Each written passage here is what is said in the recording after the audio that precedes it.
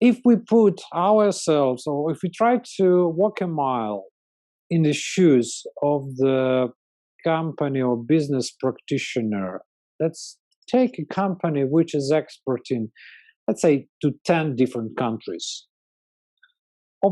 Just as obvious, this company is supposed to pay attention to country risk. And it's very difficult to find a person which would have capacities of economist. And on the other side, if we put into that corporate role an economist who is predictable to assess countries and so on and so on, this person would be quite difficult to manage business, because business requires different type of capacities.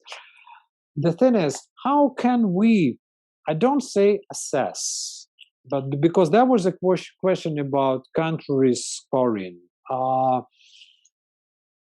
what are the tools which may give such a practitioner, or let's say general business practitioner, kind of indications or set of monitoring tools to at least see whether or not this country, let's put it simple way, good or bad.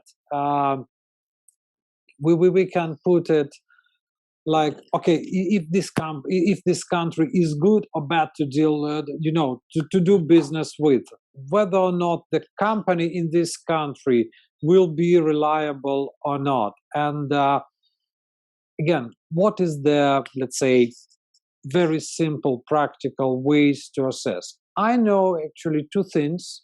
Let me make your life simpler today. Mainly, we are talking about ratings.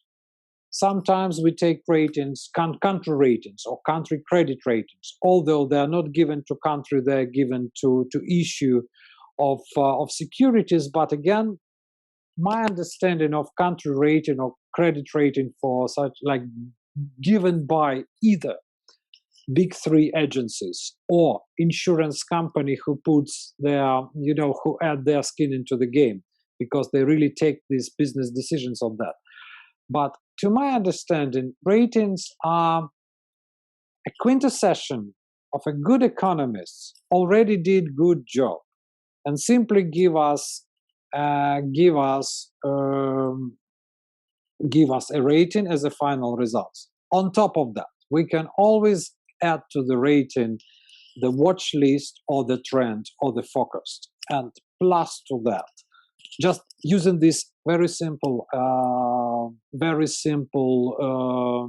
tool, we can also see the trend, which trend is already a good prediction, although not very precise one.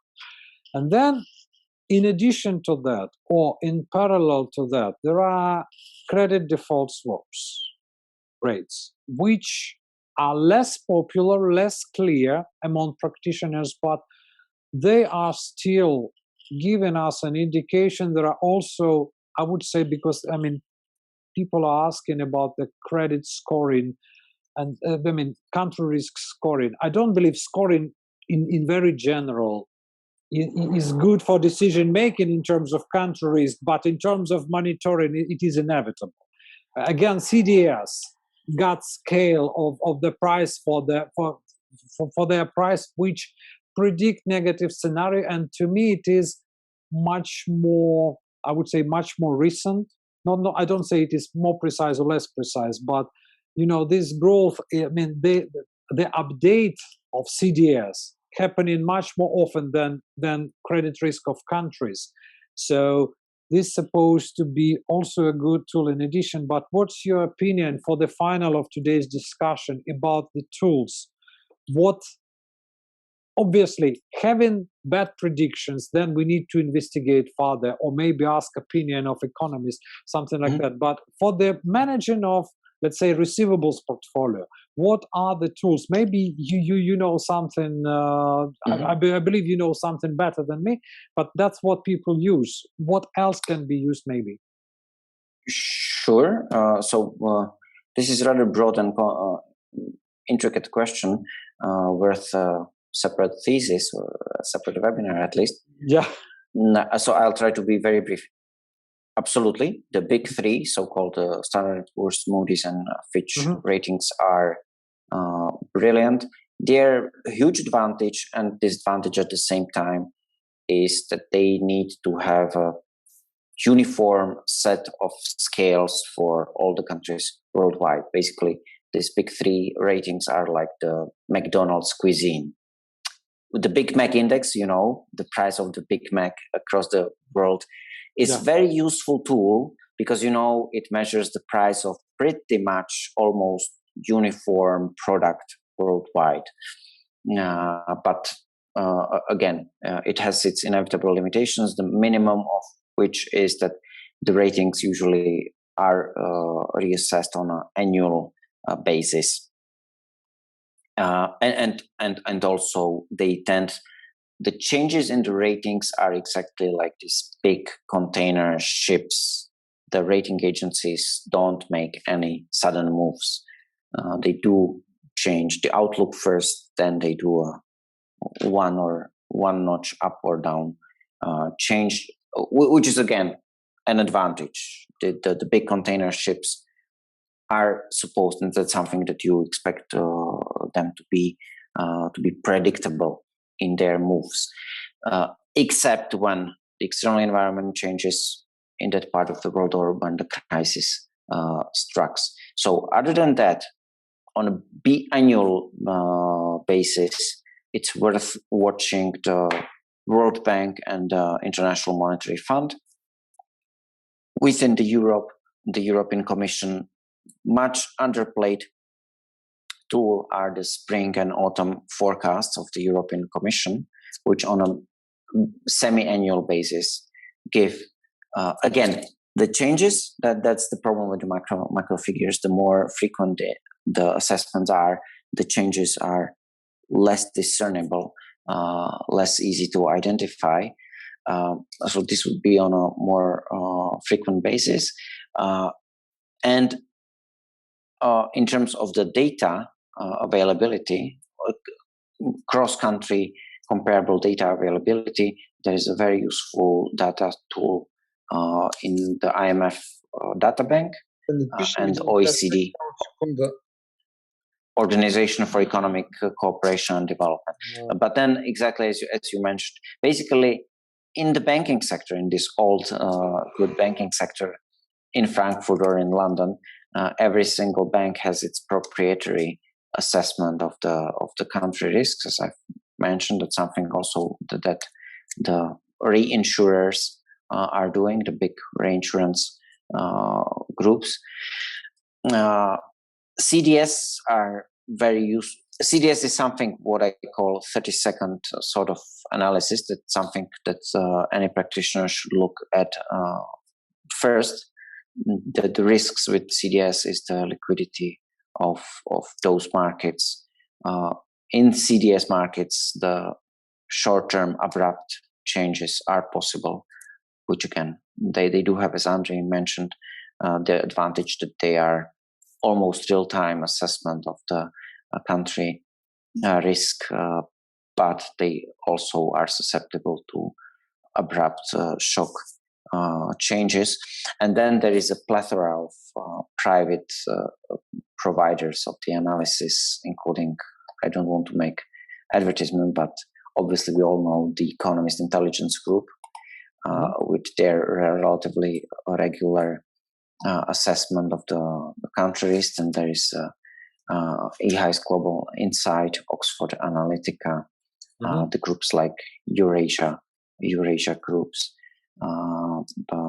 It's worth having a relationship with also at least one of those big official multinational providers and some of these smaller Teneo Group, for example, in Brussels, small private corporations or private research and analytical units or consultancies. Very good, Vladimir. So just to, in terms of practice, we can use as many, the good things about ratings and about CDS rates, they are publicly available for free. There is no need to buy them, and to monitor them, we can use it. And then in order to, whenever we see like negative change, or whenever we make a big decision, it is always good to ask for advice, a deeper view from the professional economist, which would be my advice as well. Absolutely. One disclaimer, Yes. this 8 points font disclaimer to what you exactly have said. Sometimes it's just worth to utilize the internal resources. Any multinational corporation has people in the field across the globe. And I've been recently approached by one of these in the field person who was attending one of the HR conferences where I was giving a lecture 2 years ago. It was a person from the big multinational corporation, which was actually running an internal selection process about where to place their new facility. Quite a big investment that was announced just this year. And at that point, I just, from the top of my head, mentioned some of the arguments, some of the sources for their internal corporate decision making, which in the end, now after 2 years, we can see that did play a role. So it's worth. Obviously there is a bias among the internal resources, but the people in the field might know the external providers or assessors that might contribute with worthwhile points of view. And second, as I've mentioned during our discussion, the forecast or the rating, it's just this one most likely scenario that's in the middle of the Gauss curve. So it's always worth knowing also the story. At minimum, if you are very number-minded person, when you hear a forecast, you should ask, the forecast is always this middle of the Gauss curve.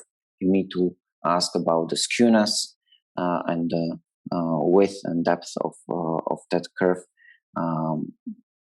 sigma of that forecast, the confidence interval. So settling with a single number when it comes to the opinion about the future development is simply not enough. Even the very number-minded controlling type of credit manager should be careful and should solicit these other parameters surrounding the opinions about the future developments and risks.